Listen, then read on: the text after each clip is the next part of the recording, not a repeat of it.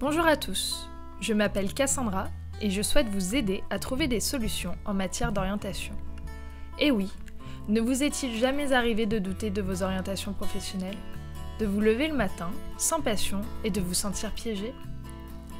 #orientation professionnelle éclairée, c'est le podcast qui va vous faire partager le quotidien de personnes au parcours différents, avec des récits singuliers, passionnants et ouverts à tous. Alors tendez l'oreille, ici c'est Hope. Aujourd'hui, nous accueillons François. Jeune pâtissier, il vient nous raconter son histoire. Au-delà d'un métier, la pâtisserie, c'est sa passion. Il vient nous partager sa pratique et son expérience. Alors, bonjour François. Aujourd'hui, on t'accueille sur le podcast Hope. On aimerait savoir qui tu es, quel âge tu as et quelle a été ta formation au départ. Alors, bonjour Cassandra, je m'appelle François Péchinet, j'ai bientôt 24 ans à la fin de l'année et je suis pâtissier en restaurant. Donc ça consiste à effectuer tous les desserts qu'on mange au restaurant, tout simplement. J'ai fait une formation de bac pro cuisine, donc formé à être cuisinier en restaurant. Et après, je me suis orienté sur une alternance en pâtisserie. On appelle ça une mention complémentaire dessert de restaurant. Donc on est formé à justement à faire tout ce qui est dessert à l'assiette. C'est vraiment de la pâtisserie, donc on a des bases de pâtisserie pure, donc les bases, tout ce qu'on peut faire chez soi, ou tout ce qu'on peut voir entre guillemets en pâtisserie boulangerie. Et en même temps, on est formé à les faire, mais à taille individuelle, tout simplement. Et on nous apprend à exploiter notre créativité au maximum de nos capacités. D'accord, très bien. Est-ce que tu pourrais un petit peu plus nous en dire sur ta formation? Où est-ce que tu l'as faite? Comment ça s'est passé? Alors j'ai commencé par un bac pro en 3 ans. Donc on était la première génération des nouveaux bacs pro. Donc les bacs pro en 3 ans, parce qu'avant ils étaient en 4 ans.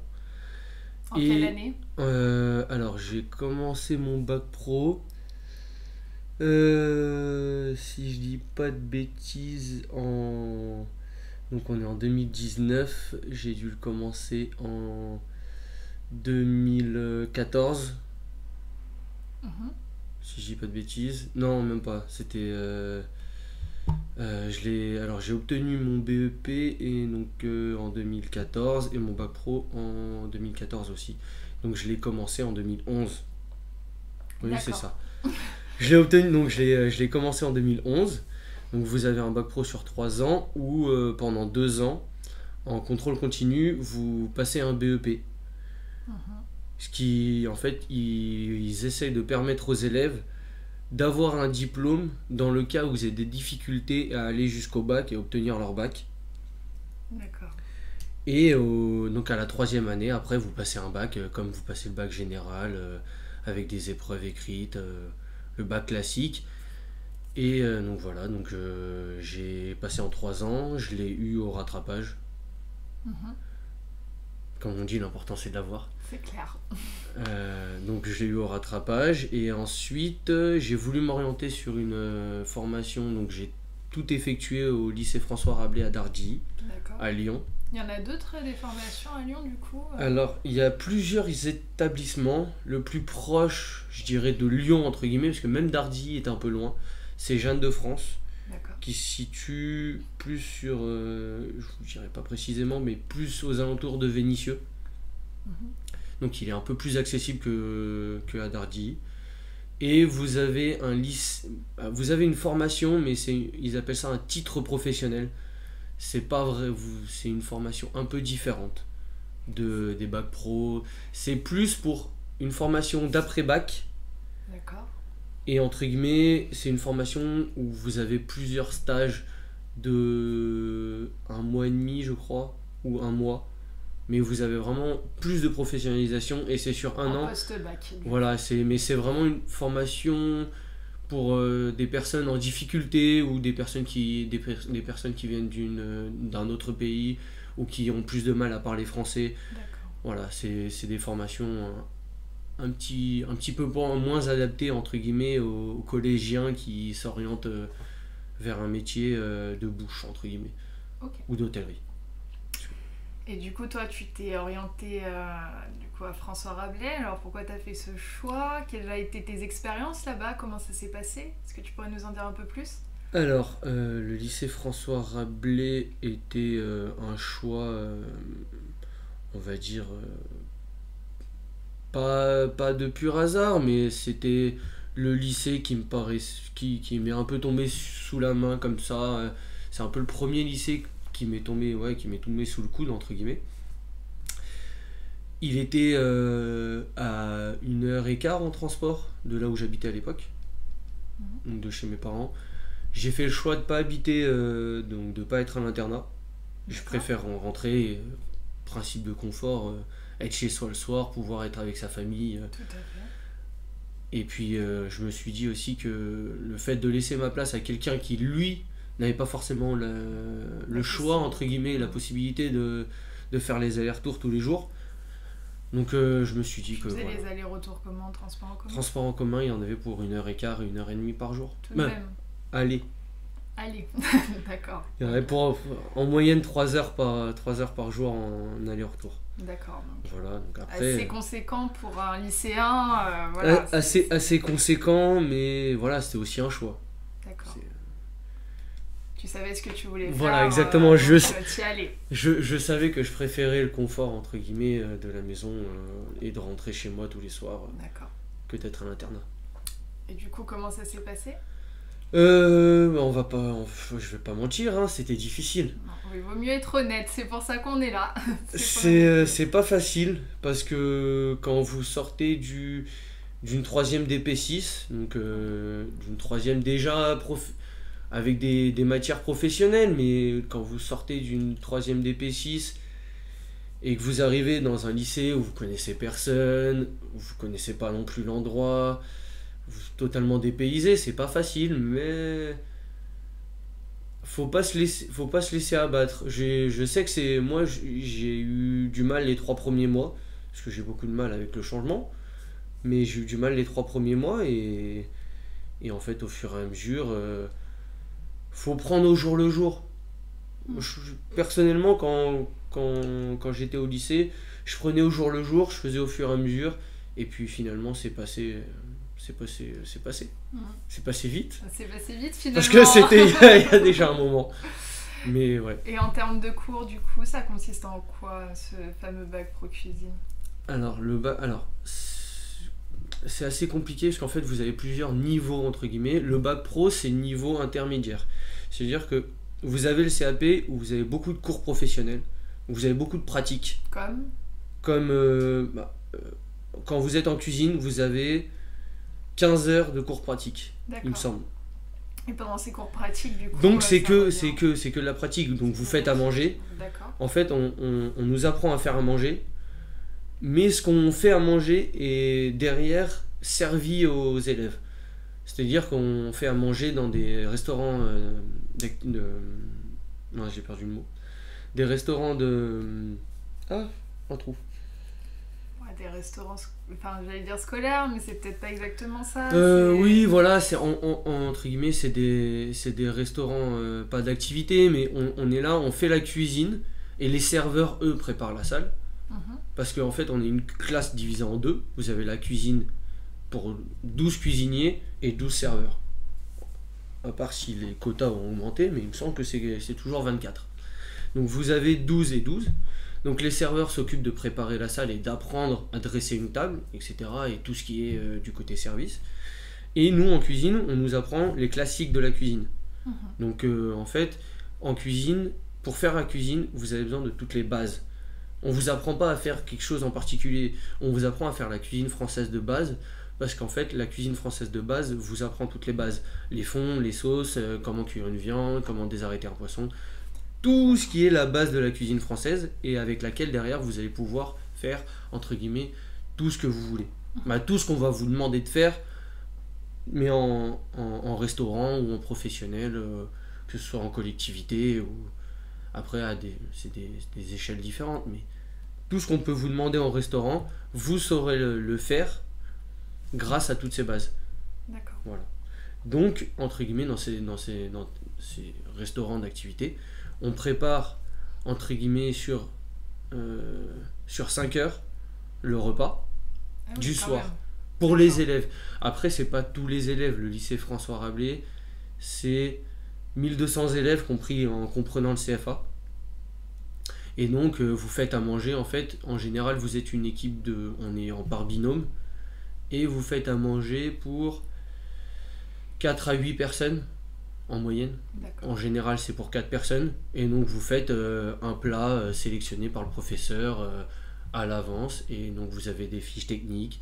Et on vous apprend à faire la cuisine comme ça. Et donc, voilà, au fur et à mesure. À force de pratique. Voilà, c'est ça. Et donc, en CAP, pour en revenir au niveau, en CAP, on vous fait faire beaucoup de pratiques. Parce que les cours généraux sont moins présents. Vous avez moins de cours de maths, moins de cours de français. C'est vraiment concentré sur la pratique. D'accord. Et c'est sur 2 ans. Donc c'est important de se rendre compte pour un élève lambda qui a besoin peut-être plus de pratique de s'orienter sur un En fait, CAP. ça dépend de votre capacité à pas enregistrer les informations, mais c'est votre capacité à être concentré dans un cours général. D'accord. C'est-à-dire que vous avez le bac hôtelier, où là vous avez du service, de l'accueil de réception, comme réception d'un hôtel, et de la cuisine. Vous avez vraiment les trois. Et c'est beaucoup de cours généraux, vous avez beaucoup moins de pratique.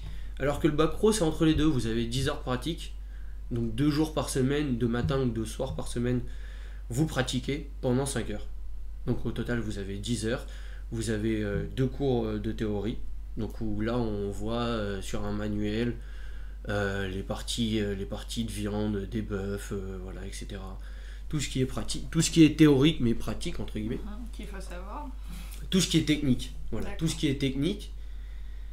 Et après vous avez du français, de l'histoire, de la géo, des maths, de la gestion. Donc vous avez des cours professionnels et des cours généraux. Et en CAP, vous avez encore de l'anglais, du français, de la géo, de l'histoire, mais vous avez moins d'heures. C'est-à-dire que c'est moins focalisé sur ça. En bac pro, je dirais que c'est à peu près du 50-50. D'accord. C'est-à-dire que vous avez des matières professionnelles et des matières générales qui sont vraiment, entre guillemets, dans votre emploi du temps, on dirait kiff-kiff à peu près. Donc vous avez un peu de tout. Et en bac professionnel, on va vous en demander, en bac hôtelier, on va vous en demander plus. Et c'est surtout, vous avez des métiers recherchés derrière ces formations qui sont différents. Voilà ce qui me semblait. En CAP, vous allez être formé à faire de la cuisine. Mais vous allez être formé à être opérationnel dans un restaurant. Mais pas forcément à le diriger, ou à le monter vous-même, ou entre guillemets à faire de la création d'entreprise. En bac pro, on va vous apprendre à gérer, entre guillemets, des stocks, une comptabilité, et en même temps à produire le service. Donc à faire de la cuisine, mais en même temps à gérer l'entreprise qui produit le service. Par contre, en bac hôtelier, on va vous apprendre déjà à pouvoir plus à être au niveau d'un hôtel. C'est-à-dire que vous allez pouvoir apprendre le service, la cuisine, mais aussi de l'accueil de réception et de la gestion, entre guillemets, de la gestion. Vos cours sont beaucoup plus généraux et beaucoup plus poussés. D'accord. Parce qu'en fait, derrière, vous allez être, entre guillemets, c'est une formation qui vise un BTS. Donc une poursuite d'études probable. Voilà. Ouais. Entre guillemets, le CAP, il y a peu de chances que derrière vous continuez il y a peu de chances d'une continuité. Ouais. Ou alors avec comme j'ai fait, avec une mention qui vous emmène un petit peu sur autre chose ou quelque chose de plus précis. Comme par exemple si vous faites un CAP service, rien ne vous empêche derrière de faire une mention sommellerie ou barman. Mais après, c'est des mentions plus spécifiques pour aller chercher quelque chose de plus précis. Comme j'ai fait, moi je suis allé chercher, on nous a appris donc toutes les bases, du sucré au salé, du salé au sucré plutôt, mais on nous a pas appris forcément dans les choses poussées, entre guillemets, on nous apprend vraiment les bases.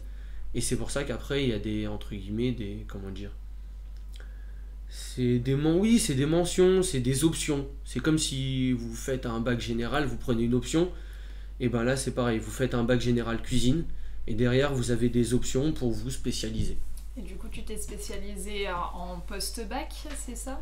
C'est même pas, j'ai fait une troisième, j'ai fait mon bac pro entre guillemets cuisine, et après j'ai fait un an à entre guillemets travailler par-ci par-là, faire des extras, des petites missions, entre guillemets, j'ai profité un peu plus de la vie pendant un an, et après j'ai fait une mention complémentaire du coup, dessert de restaurant, et mais c'est du moment où vous trouvez votre employeur, c'est une chose que vous pouvez enchaîner juste après le bac, hein. Pas besoin d'attendre.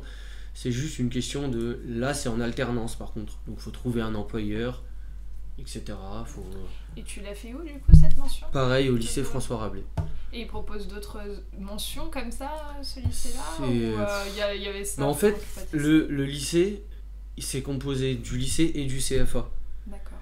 Le Et CFA, tu pourrais un petit peu plus nous. C'est quoi au juste? alors, le CFA, en fait, c'est la partie qui est pour tous ceux qui sont dans le monde du travail et en même temps qui sont à l'école. D'accord. Et le lycée, c'est pour tous ceux qui ne sont que au lycée. Ils ne travaillent pas en entreprise. C'est pas comme dans les grandes études, dès que vous faites du commerce, vous avez une grande université et en même temps vous travaillez en entreprise. Là, c'est dissocié. Vous avez un CFA pour tout ce qui est apprenti, parce qu'en fait, le rythme de vie n'est pas du tout le même. Oui. Les apprentis sont 3 semaines en cours et une semaine à l'école. Donc, l'organisation des profs, etc. Des fois, les profs, ils ont 2 classes différentes, mais les classes sont pas les mêmes parce que les mentions sont pas les mêmes. Donc, en fait, les classes arrivent pas au même moment. Et donc, c'est une autre gestion. Alors qu'en lycée, les profs sont toujours les mêmes. Ils ont plusieurs classes différentes, mais entre guillemets, c'est toujours la même chose, quoi. Les profs sont toujours dans la même salle, ils ont leur classe. Au CFA, c'est pareil, mais c'est un autre rythme et les élèves va et viennent différemment. Parce que du coup, vu qu'ils sont en entreprise et à l'école, c'est autre chose. Mais du coup, je me suis orienté vers là parce que je connaissais le lycée. Et surtout que, en fait,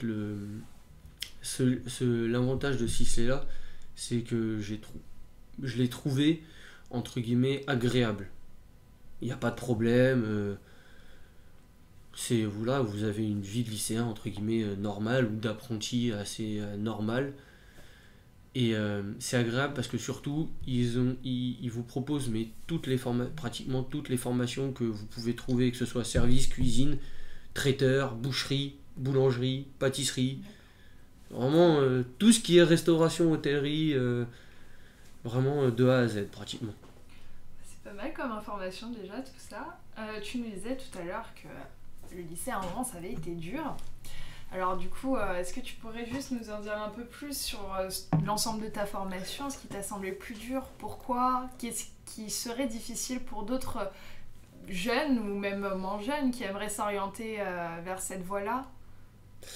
Alors, ce qui est dur, c'est-à-dire que il y a une grande différence entre le rythme de l'école, entre guillemets, et l'entreprise. Et même au-delà de ça, en fait, c'est surtout l'adaptation. Le, le lycée, ça n'a rien à voir, entre guillemets, avec le collège. Mais là, c'était surtout le fait de sortir d'une zone de confort. Quand vous êtes au collège, en général, vous êtes toujours à 10-15 minutes de chez vous, ou voire à une demi-heure, mais pas plus en bus de chez vous. Vous avez toujours vos amis autour. Vous connaissez, voilà, vos amis, vous les connaissez depuis un moment. Là, vous arrivez dans un autre univers. Parce que faut pas oublier que c'est un lycée professionnel. Il y a quand même plus de 1200 élèves. Oui, donc c'est important. Et tomber sur des gens que vous connaissez, c'est rare. Je suis tombé sur des gens que je connaissais de la DP6, mais je suis tombé dessus 1 an et demi après, ils étaient même pas dans la même classe que moi. Donc au collège, vous en général, vous êtes dans la même classe que les autres, vous les connaissez, etc. Vous connaissez des gens, même les profs, vous les connaissez. Là, vous arrivez dans un autre monde. Même au lycée, en général, au lycée général, vous faites collège, et puis même au lycée, vous retrouvez des gens que vous connaissez déjà.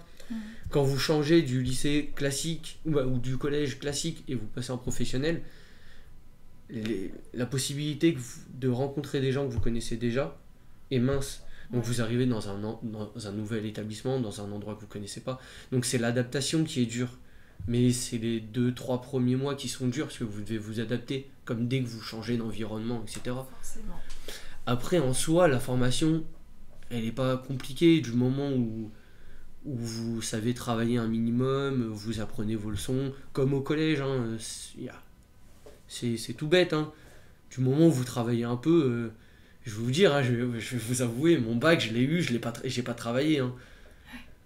Le bac, j'ai dû avoir 6 au bac de français, 7 en anglais, alors que c'est absolument pas logique. Mais en cuisine, c'est pareil, j'ai pas révisé.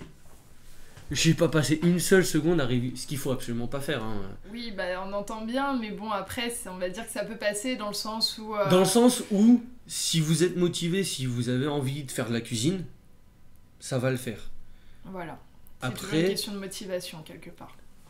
je connais quelques personnes qui, au bout d'un an, ont arrêté parce qu'ils se sont rendus compte que la cuisine, c'est pas ce qu'on croit. C'est-à-dire que, ouais, la cuisine, c'est bien, j'aime bien faire la cuisine chez moi, patati patata. Faut pas oublier que la cuisine professionnelle, c'est pas ce qu'on vous dit en cours. C'est-à-dire que même quand vous êtes en stage, vous allez être là, ils vont vous faire respecter vos horaires, vous allez faire 35 heures. C'est génial, la cuisine, on fait 35 heures. Ouais. C'est cool.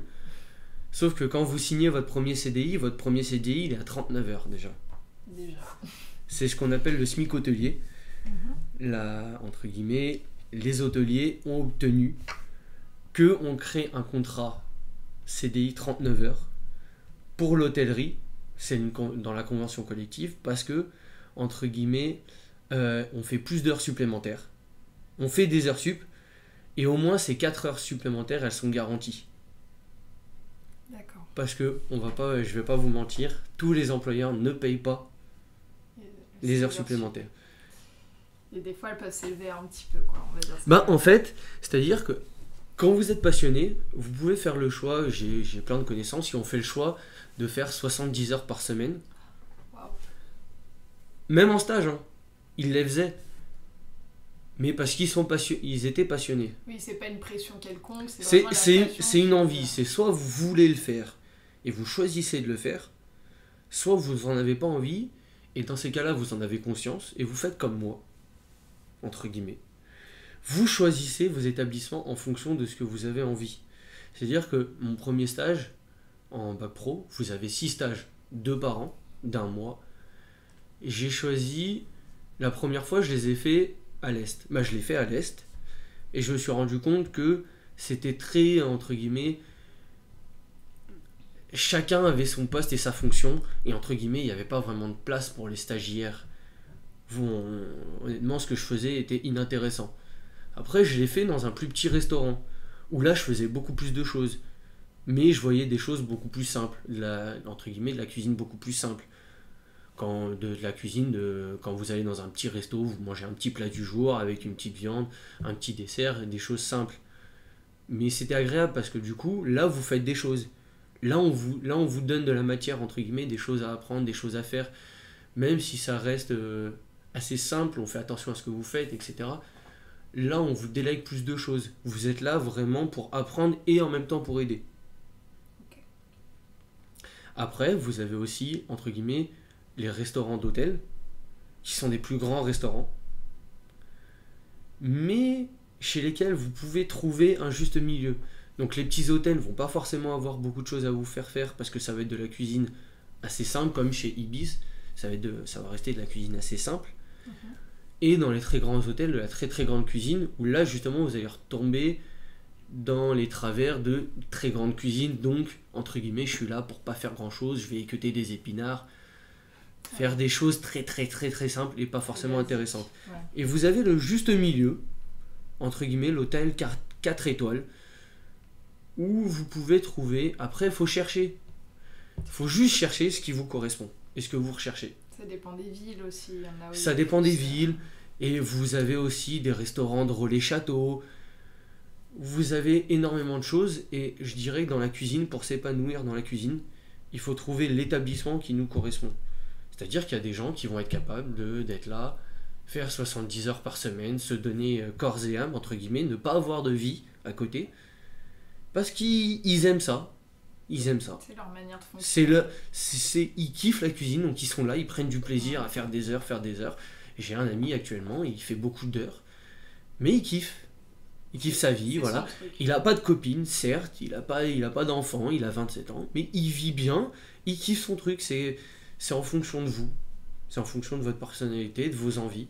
Et moi, voilà, j'ai choisi de rester sur du 39-40 heures, d'avoir un minimum de vie à côté. Mais voilà, C'est possible finalement, Voilà. parce qu'on en entend beaucoup hein, sur la Voilà, cuisine. c'est possible. Les mentalités changent. Hein. Faut pas dire que ouais, c'est un métier, c'est pas un métier pour toi. Franchement, même si physiquement vous avez des problèmes même si vous avez des problèmes physiques, vous avez du mal à rester longtemps debout, ou que vous avez les chevilles fragiles, Après, là, c'est toujours difficile quand même. c'est toujours difficile. Mais il y a toujours moyen de faire. Oui, après, la vocation, la passion, la motivation, ça peut faire beaucoup. Ça, Voilà, c'est sûr. voilà, c'est ça. Après, faut savoir s'écouter quand même un minimum. Oui, non, mais c'est sûr.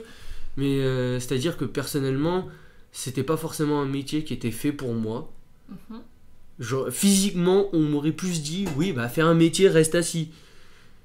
Mais entre guillemets, si vous aimez faire la cuisine, même si c'est pas forcément physiquement pour vous, ne vous mettez. Je dirais que essayez au moins, même si vous arrêtez au bout d'un an. Même si vous arrêtez au bout d'un an, parce que vous vous rendez vraiment compte que oui, c'est pas fait pour vous. C'est pas grave. Si vous sentez que ça vous intéresse et que vous avez envie d'essayer, ne vous bloquez pas juste pour quelque chose. Genre physique ou. Ouais, mais la cuisine, ça reste un métier de passion. Ça, c'est certain. Je dirais pas le contraire. Comme tous les métiers, d'ailleurs. Oui, forcément, sinon ça devient difficile de se lever le matin et je pense qu'on Oui. on fait ce podcast exprès pour discuter de ça. En termes de débouchés, toi qui es dans la vie active depuis plusieurs années maintenant, est-ce que tu dirais que c'est un secteur quand même où c'est assez ouvert, où il y a du travail? Est-ce que tu trouves ça difficile de trouver du travail dans ce secteur-là? Enfin, qu'est-ce que t'en penses? Alors honnêtement, je vais vous le dire, même si vous n'avez pas été formé, vous pouvez toujours trouver du travail dans la cuisine. J'ai là actuellement, mon second n'a pas de formation en cuisine. De base, il était informaticien. Ah oui, d'accord, donc un grand... Et pourtant, il est second dans un Mercure 4 étoiles. C'est pas, comment dire, la cuisine, c'est un métier manuel et c'est un métier où on peut apprendre sur le tard, entre guillemets, ou sur le tas. Vous n'êtes pas obligé d'avoir une formation pour trouver un métier ou du travail en tout cas. Après, trouver du travail, c'est pas un problème. Trouver un bon poste, c'est différent. C'est-à-dire que moi, là, ça fait 4 ans que je suis au même endroit, j'ai évolué entre-temps. Mais en tant que pâtissier de restaurant, je me rends compte que trouver un poste qui m'intéresse, c'est compliqué. Et trouver un poste tout court, ça l'est un peu. Parce que c'est un métier, entre guillemets, parce que dans les restaurants, vous avez beaucoup de cuisiniers qui font... Par exemple, dans les petits restaurants, un cuisinier va faire les entrées et les desserts, et un autre va s'occuper des plats. Mais vous avez peu de restaurants où vous avez quelqu'un qui est dédié uniquement à la pâtisserie. Et trouver des restaurants où vous ne faites que ça, et en plus vous faites des choses intéressantes, c'est assez compliqué. Mais en cuisine, entre guillemets en cuisine à proprement parler, ou même dans la restauration, vous trouverez toujours un poste. Même de serveur, vous n'êtes pas qualifié, c'est pas grave. Je connais des gens qui ne sont même pas qualifiés pour faire ça et qui font des saisons en tant que serveur. Parce que c'est un métier qui s'apprend. Qui s'apprend plus qu'il s'étudie. Même si vous avez 16 ans, ce que je conseille pas, parce que c'est bien d'aller au lycée, d'apprendre entre guillemets son métier au lycée et de pas rentrer dans la vie active tout de suite. C'est agréable, hein, je vais pas vous mentir, c'est agréable. Mais si vous en avez marre des cours et que ça vous saoule, à proprement parler, hein, je vais parler franchement, si les cours vous saoulent, entre guillemets, l'alternance c'est parfait parce que vous avez une semaine de cours. Bon, faut quand même être assidu, écouter les profs, etc., travailler un minimum. Mais au moins là, vous allez aller dans une entreprise et vous allez apprendre vraiment. Parce que les stages, ils sont pas là pour... entre guillemets, en stage, vous apprenez pas grand-chose. Quand vous sortez d'un bac pro, vous n'avez pas d'expérience. Quand vous sortez d'une alternance, vous avez de l'expérience. Oui, ça c'est certain. Pas- Ce qui se passe dans plusieurs formations d'ailleurs. Parce pas que, dans la parce que passer 6 mois en stage, mais oui, d'ailleurs c'est vrai pour n'importe quelle formation, passer 6 mois en stage sur 3 ans, au lieu de 3 semaines par mois sur 2 ans, Ouais. ça fait toute une différence. C'est certain. Après, je l'aurais pas fait. Et pourquoi? Parce qu'à l'époque, j'avais pas envie de travailler. Ah bah ça après c'est des choix personnels. Parce que faut avoir envie. Parce que voilà, c'est soit vous vous dites, bon, c'est pas fait pour moi, les cours sont vraiment pas faits pour moi, et dans ces cas-là, je m'oriente sur un CAP, mais il faut vous dire que vous allez travailler, vous allez rentrer dans le monde de l'entreprise et dans le monde professionnel, et c'est totalement différent. Mhm. Et là, on va vous demander d'être rentable, d'être présent, On va pas falloir se dire, oh, j'ai un petit rhume, je reste chez moi. Ouais, c'est pas Ça comme ça passera marche. pas. Et faut pas oublier que le patron, il est là pour que vous bossiez et que, entre guillemets, vous rapportiez quelque chose. En contrepartie, lui, il va vous apprendre à travailler.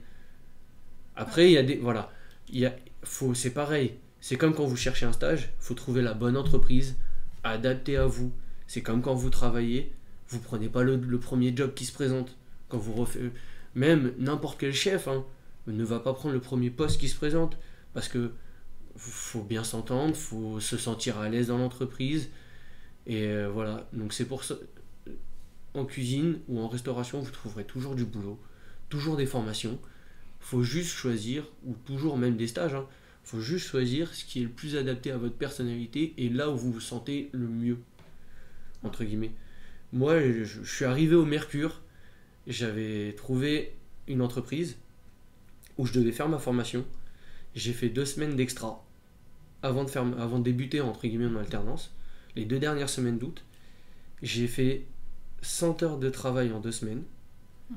Ce qui est Le premier jour de mon alternance, le soir même, il m'a dit que c'était pas la peine de revenir et que c'était fini. Ah oui, donc du coup, de cette donnée comme ça, c'est un peu le revers. Sachant que pour mes 2 semaines d'extra, j'ai été payé, il a estimé qu'il devait me payer qu'à moitié parce que je n'avais effectué que la moitié du travail qu'il estimait que je devais faire. D'accord, même en faisant 100 heures en 2 semaines. C'est pour ça que quand je vous dis que quand vous sortez d'un bac pro, vous n'avez pas d'expérience, c'est vrai. Parce qu'en fait, ce qu'il attendait de moi, je ne pouvais pas lui fournir parce que j'avais aucune expérience, je ne savais pas comment on travaillait réellement, comment entre guillemets on gérait un poste parce que c'était un petit restaurant. Il y avait le chef, une personne qui s'occupait des entrées et moi qui devais être au dessert. Et moi je devais gérer tous les desserts, mais sans savoir gérer un poste parce que j'ai pas été formé à ça. On vous forme à apprendre à faire de la cuisine, à faire les bases de la cuisine, et on vous apprend le poste de commis de cuisine. Quand vous faites entre guillemets un bac pro cuisine, on vous forme à faire commis de cuisine, parce que dans la cuisine, faut vous dire que c'est un métier manuel où on va vous apprendre à faire des choses, donc les bases de la cuisine, comme je vous l'ai déjà dit, mais que vous n'allez pas sortir de l'entreprise. C'est pas comme quand vous faites des grandes études, hein. Vous dites pas, ouais, un bac pro c'est plus long qu'un CAP, donc je vais sortir, je serai mieux formé, je vais avoir un meilleur poste. Non, ça marche pas comme ça. En cuisine, vous sortez, que vous ayez un bac pro ou un CAP, vous êtes au même poste. C'est juste 2 manières différentes d'apprendre. Soit vous faites un CAP en alternance, et vous êtes en entreprise et vous avez beaucoup de pratique, soit vous le faites en normal, au lycée, et vous avez beaucoup de pratique et moins de généraux, soit vous faites un bac pro, et c'est des formations différentes où de toute façon quand vous vous renseignez, on vous l'explique, hein, c'est très clairement, c'est explicite entre guillemets. C'est pour ça que mes parents m'ont poussé à faire le bac pro, parce qu'ils voulaient que j'ai quand même une continuité de matière générale. Et donc faut pas vous dire que voilà, faut faire la formation en fonction de vous. Faut rechercher le métier en fonction de vous. Faut rechercher entre guillemets l'entreprise en fonction de vous. même là, je sais que c'est compliqué de trouver sa voie, hein. À l'époque, je me suis pas dit, tiens, je vais faire cuisine. C'est juste, j'ai recherché ma passion. Et bah, au final, vous voyez, je fais de la pâtisserie alors que de base, j'ai été formé pour faire de la cuisine. Finalement, C'est pas si loin, mais voilà, c'est vraiment... et du coup, pour rebondir sur ça, est-ce que tu penses que tu as été assez informé en fait à l'époque où tu étais encore en troisième, où tu choisissais ta voie? Est-ce que quelque part, l'information, comment tu avais fait pour la trouver finalement? Sur internet, des magazines, quelque chose, tu te souviens? Parce que c'est vrai que ça remonte un petit peu. Je me souviens que oui, en DP6, on avait quand même des cours, ils nous ont quand même un minimum formés à faire une lettre de motivation, un CV, et surtout ils nous faisaient faire des tests pour savoir un peu ce qu'on aimait, etc. Mais en fait, c'est pas compliqué, il faut chercher son métier, le métier que vous devez faire, bah, que vous voulez faire, c'est en fonction de ce que vous aimez faire. C'est pas plus compliqué. Faut pas... bah moi, c'est ma façon de voir, c'est-à-dire que le jour où j'ai un fils ou une fille, s'il me dit je veux faire ça, je dis mais pourquoi tu veux le faire? Je dis, tu le fais parce que t'aimes faire ça, ou parce que ça va te rapporter de l'argent, ou ça va te faire ci, ou ça va te rapporter ça. C'est deux façons, vous pouvez voir les choses de façon différente. Moi j'aime bien me dire que voilà, j'ai fait mon métier parce que j'aimais faire la cuisine à l'époque. Mon père, mais c'est mon père qui m'a transmis le goût de faire la cuisine entre guillemets. J'aimais faire la cuisine. Je me faisais à manger depuis l'âge de 7 ans pratiquement. Chapeau. Le midi, j'allais pas manger à la cantine, donc ma mère me laissait des trucs à faire simples, et c'est comme ça que c'est venu, et j'ai commencé à faire la cuisine, et j'ai aimé faire la cuisine, et en fait, je me suis rendu compte que faire la cuisine chez soi et faire la cuisine en restaurant, c'est deux choses différentes, parce que vous n'avez pas le même rythme, c'est pas la même pression, donc je me suis rendu compte qu'en fait, finalement, je m'ennuyais à faire la cuisine en cours. J'étais là, je faisais la cuisine, mais je pensais à autre chose. Et parce que je n'utilisais pas justement suffisamment, comment dire, c'est très instinctif la cuisine. Vous réfléchissez pas. Bah vous réfléchissez, mais c'est instinctif, c'est-à-dire que c'est là vous sentez les choses. C'est-à-dire que vous allez faire ci avec ça parce que ça va bien, parce que vous savez que tel goût va bien avec tel goût, c'est instinctif. C'est pour ça que c'est un métier de passion, parce que c'est instinctif, c'est des choses... C'est pour ça qu'on vous apprend les bases. Et après, on vous laisse faire. Voilà, c'est ça. Parce qu'une fois que vous avez les bases, vous pouvez entre guillemets tout faire. Alors que la pâtisserie, c'est plus carré, c'est plus créatif. Vous réfléchissez plus à ce que vous faites. Parce que derrière, il y a un visuel. En cuisine, il y a un visuel. Mais il y a moins de choses. Ouais. En pâtisserie, il y a des formes. Maintenant, on a des moules en forme de pommes.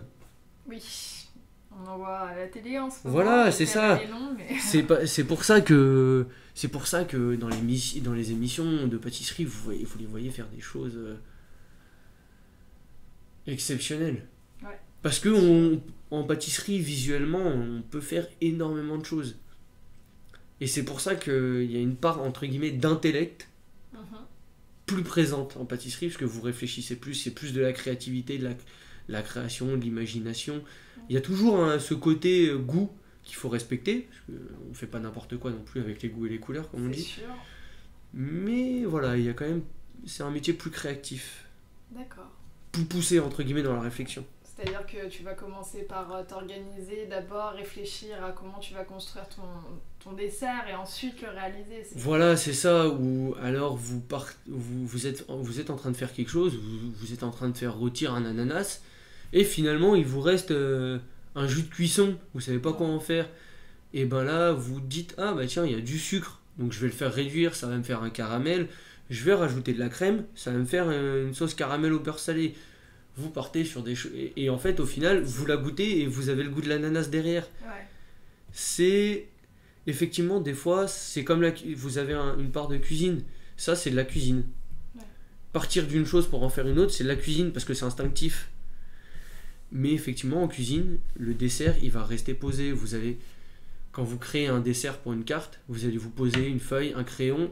C'est pour ça qu'en mention complémentaire, même en bac pro, vous avez des cours de dessin. Même en CAP, vous avez des cours de dessin. Ouais. Parce que ça vous aide à poser votre idée, à dessiner ce que vous voulez faire. et à poser une image sur une idée. Comme dans beaucoup de métiers, dans l'architecture, etc. Vous avez, voilà, vous dessinez pour poser vos... Ben là, c'est pareil, entre guillemets. Les cuisiniers vont moins dessiner les plats. En pâtisserie, on va avoir plus de... Parce qu'il y a le visuel qui compte, entre guillemets. Et même dans l'examen de mention complémentaire dessert de restaurant, votre dessin est noté. Le dessin de votre dessert et le rapport entre le dessin et la réalisation. D'accord.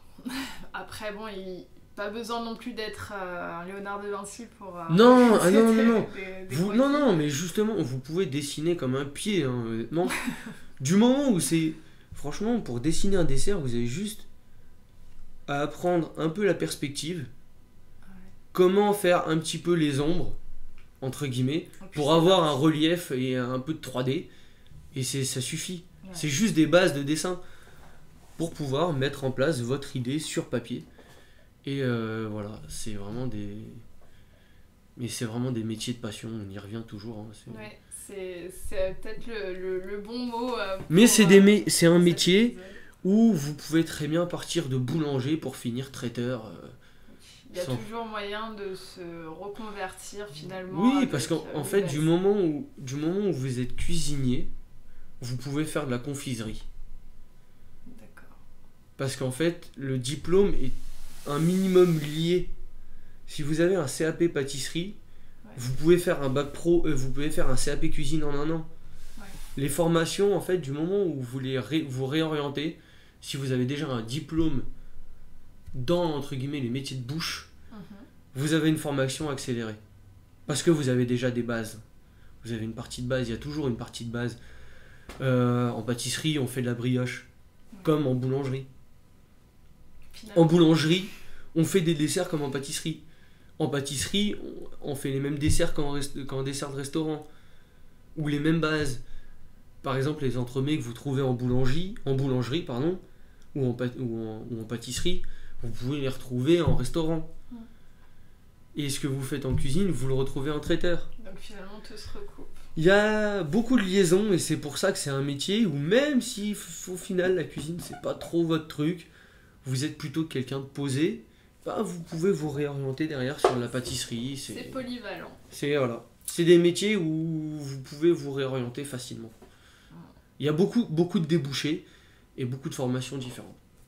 D'accord. Et en parlant de formation, de débouchés, de métiers, est-ce que je pourrais te poser une question? Bien sûr, je te demande pas de me donner forcément un chiffre, mais plus une fourchette en termes de salaire. On commence où? On peut s'arrêter où? Qu'est-ce que t'en sais, toi? Il n'y a pas de limite. Il n'y a pas de limite en fait. Oui, ça dépend si on est reconnu, etc. Mais mettons, on sortant de l'école. Même pas en fait. Alors, ce qu'il faut savoir, ce que les gens ne savent pas, c'est que maintenant, pour monter un restaurant, on exige, et ça fait un moment qu'ils exigent, d'avoir un titre professionnel de restauration. Ça veut dire que vous devez avoir un diplôme dans la restauration. D'accord. Parce qu'en fait, on se dit, ouais, je vais monter un restaurant, ça va marcher. Non. Parce qu'il y a des règles. En fait, ce qu'on nous apprend, c'est aussi les règles d'hygiène et comment travailler. Et entre guillemets, le salaire, ça dépend de vous. C'est-à-dire que si vous êtes motivé, si vous en voulez, vous commencez à 16 ans, vous faites un apprentissage, vous faites un CAP en 2 ans. À 21 ans, vous êtes chef de cuisine. Ouais, ça va très vite, vous pouvez tout faire. Vous pouvez devenir le meilleur pâtissier du monde à 25 ans. Je sais que le chef d'un des très grands restaurants d'hôtel de Lyon a 26 ans. D'accord. Donc, c'est une question de volonté. Si vous voulez faire 70 heures par semaine, vous pouvez gagner votre vie. Faut juste pas oublier un truc. Vous gagnez, en fait, ce que vous... Comment dire ? Ce que vous gagnez, vous le perdez. Ce que vous gagnez, d'un côté, vous le perdez, parce que vous gagnez beaucoup d'argent en faisant 70 heures par semaine, mais derrière, c'est 35 heures que vous perdez pour vous. Faut pas l'oublier. Mais en fait, quand j'ai commencé à bosser, je connaissais quelqu'un qui gagnait presque 2 fois plus que moi. Moi, j'étais au SMIC hôtelier, donc à 1000 1300, j'étais à 1300, si je dis pas de bêtises, 1325 euros. En net ou en brut? Net, En net. par mois. Bon, ça a un petit peu évolué maintenant, parce que c'était il y a 3 ans. Mais je faisais, à tout casser, je dirais, sur les plus grosses semaines que j'ai dû faire, j'ai pas dû dépasser les 50 heures par semaine. Et je vous dis, c'était vraiment exceptionnel. Et même là, mon chef était, voilà, une fois j'ai fait 9h, 14h30, j'ai eu une demi-heure de pause et j'ai continué jusqu'à 22h30, 23h le soir. C'est de bonnes journées. Mais c'est parce que voilà, il y avait exceptionnellement Besoin. énormément de travail et qu'avec mon collègue, on est resté en pâtisserie à travailler. Parce que voilà, il fallait produire énormément, une grosse quantité. Mais au lieu d'avoir 2 jours de repos, j'en ai eu 2,5. Du coup, oui. Ou 3 parce que j'ai eu une autre soirée dans la semaine. Voilà. Faut pas oublier que quand vous donnez en général dans la cuisine, vous recevez. Mais c'est juste une question de choix d'entreprise.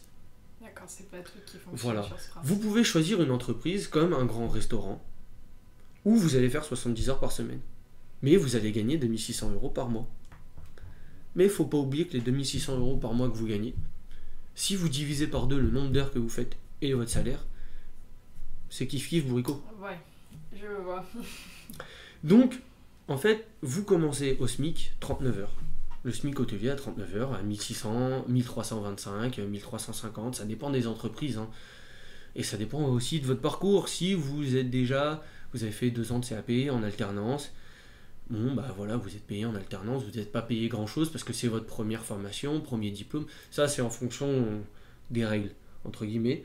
Si vous faites un bac pro général, derrière vous faites une mention, vous êtes plus payé parce que vous faites une formation d'1 an, et voilà, c'est des règles comme ça. Mais entre guillemets, quand vous sortez avec un diplôme, vous commencez pareil. Que ce soit bac pro ou CAP, vous commencez au même endroit parce qu'en fait, techniquement, vous savez rien. Techniquement, oui. Bon, pas techniquement. Professionnellement, vous savez rien. Okay. Techniquement, vous savez des choses. C'est sûr. On vous a formé, mais on vous a pas vraiment formé au métier. On vous a formé aux bases du métier. C'est-à-dire que on va vous demander quand vous allez commencer à cuisiner, on va vous demander de savoir faire des choses, entre guillemets, de vous organiser dans votre travail. En général, on va vous demander de faire des choses simples. Et au fur et à mesure, vous allez apprendre de choses de plus en plus complexes. C'est pour ça que quand vous sortez d'un diplôme, vous gagnez, quel que soit votre diplôme, à peu près la même chose, parce que vous avez appris à peu près la même chose, mais de façon différente. D'accord. Bon, et toi, dans tout ça, maintenant, dans ta perspective d'avenir, on sait, enfin, je vais peut-être le lancer un petit peu sur le podcast, que tu as ouvert du coup ta page Instagram Cake de Pitch. Voilà, exactement. Du coup, l'idée t'est venue d'où? Pourquoi finalement l'ouvrir? Commencer à partager ta passion? Bah, tout bêtement, c'était pas plus pour me faire connaître que ça, c'était juste, je me suis dit, voilà, de temps en temps, ça m'arrive de faire des gâteaux pour des gens. Pour des amis, pour des connaissances d'amis. Et je me suis dit, tiens, je fais des gâteaux de temps en temps. J'étais pas trop sur Instagram et c'est ma copine qui m'a lancé sur le truc. Donc je me suis dit, voilà, c'est pour partager, entre guillemets. C'est parce que je me suis rendu compte que ça pouvait aussi faire plaisir de partager son travail. Partager avec des gens ce qu'on fait. Et se rendre compte qu'aussi, ailleurs que dans son entourage, il y a des gens qui peuvent apprécier ce qu'on fait. C'est, entre guillemets, c'est gratifiant. C'est sûr. C'est pas forcément pour me faire connaître ou devenir populaire ou devenir connu, ensuite passer à la télé. Je m'en fiche un petit peu. Même l'avis des gens, entre guillemets, c'est pas forcément important. Mais je me suis dit que voilà, c'est une sorte d'occupation pour moi. Et aussi une sorte de partage avec les gens de ce qu'on peut faire. Et c'est parce qu'aussi, c'est comme ça, la cuisine, la pâtisserie, c'est des métiers de partage. C'est-à-dire que moi, là, actuellement, à mon poste, je suis à un poste où je suis pas vraiment... Je suis responsable parce que ma chef est pas là de temps en temps, donc je suis responsable de mon poste. Mais j'ai quand même une apprentie en dessous de moi, et je partage ce que je sais avec elle, sans forcément devoir la former, je partage. Et c'est des métiers où on partage. Ouais. Quel que soit le moment, quelles que soient les personnes, même quand vous êtes en famille, vous partagez ce que vous savez faire, parce qu'il y a toujours un moment où avec votre mère, avec votre père, vous cuisinez. Donc vous partagez, et je me suis dit que voilà, c'était aussi une façon de m'occuper et entre guillemets de partager ce que je faisais, tout simplement. Très bien. Est-ce que du coup je pourrais juste te demander en dernier mot si tu avais un conseil à donner donc aux gens qui nous écoutent pour rentrer dans ce beau métier qu'est la pâtisserie finalement? Quel serait ton plus beau conseil pour eux? Pour rentrer, je dirais dans le métier de la restauration plus généralement, je dirais que le meilleur conseil c'est comment dire, d'être motivé, tout simplement. D'aimer en fait. C'est si vous aimez faire ça, vous allez surmonter les obstacles entre guillemets. Parce que vous pouvez entre guillemets tomber dans un restaurant, vous allez juste faire vos heures en stage, ou même en alternance, vous allez juste faire vos heures, ou dans un restaurant où ils vont vous faire 50 heures par semaine, et ça va être compliqué. Mais je pense que du moment où en fait vous aimez le métier que vous faites, surtout en restauration, parce qu'il y a des métiers qui sont même physiquement moins durs, C'est sûr. qui restent après mentalement durs, parce que vous avez beaucoup de choses à apprendre, etc. Mais physiquement, je pense que pour surmonter cette barrière qui est quand même physique, c'est aimer ça. Quand les gens vous disent c'est un métier de passion, même si entre guillemets les mœurs changent, et qu'entre guillemets, même dans les grandes cuisines, entre guillemets, ça commence à être des conditions de travail un peu plus correctes, c'est quand même un métier de passion, quoi. Faut vouloir le faire. Parce qu'après, il y a un rythme à prendre. Souvent, vous travaillez en coupure. Donc, vous travaillez le matin, l'après-midi, vous êtes en repos, vous devez retourner au travail. Ça convient à des gens, ça convient pas à d'autres. Voilà. Donc, voilà, moi je dis que faut aimer, quoi. Faut aimer faire la cuisine. Et encore, hein, même ça, des fois, ça suffit pas. Donc, D'accord. c'est compliqué. Bon, on verra bien ce que nos auditeurs feront. Je suis un peu confus parce que c'est compliqué de donner un bon conseil, parce que je pense que c'est comme tous les métiers, on n'est jamais vraiment sûr de ce qu'on veut faire, donc C'est vrai. même si vous vous engagez dans la cuisine, je peux pas vous dire ouais, dans 10 ans tu feras encore de la cuisine, non. Surtout que c'est plus ce qui est en ce moment, finalement, on change souvent de voie et on peut changer de voie, on a la chance de pouvoir le faire maintenant. Après, l'avantage c'est que ça vous mènera toujours quelque part. Vous avez pas de difficulté à vous retourner. C'est-à-dire que même si vous êtes cuisinier, ça vous empêchera pas de faire barman un jour, ou de vous retrouver à faire du traiteur, ou faire boucher, ou même réceptionniste, hein, ou même voiturier. Hein. Si j'avais voulu, il y a quelques années, j'aurais pu changer de poste au sein de la même entreprise pour faire voiturier, pour avoir des horaires plus confortables et être, entre guillemets, moins debout ou quoi. C'est un métier où vous pourrez plus facilement vous y retrouver ailleurs. Merci beaucoup en tout cas François, et puis merci de nous avoir donné ton expérience, j'espère que ça en aidera certains. J'espère aussi. Et puis J'espère. à la prochaine. Ouais, avec plaisir. Et bien voilà, c'est la fin de cet épisode. Un grand merci à François de nous avoir partagé son expérience dans ce parcours motivant et passionnant. Merci à vous d'avoir écouté Hope, en espérant que cette expérience enrichisse votre vie et vous aide à ouvrir le champ des possibles. N'hésitez pas à noter notre podcast et faire vos retours dans les commentaires. À lundi pour un nouvel épisode.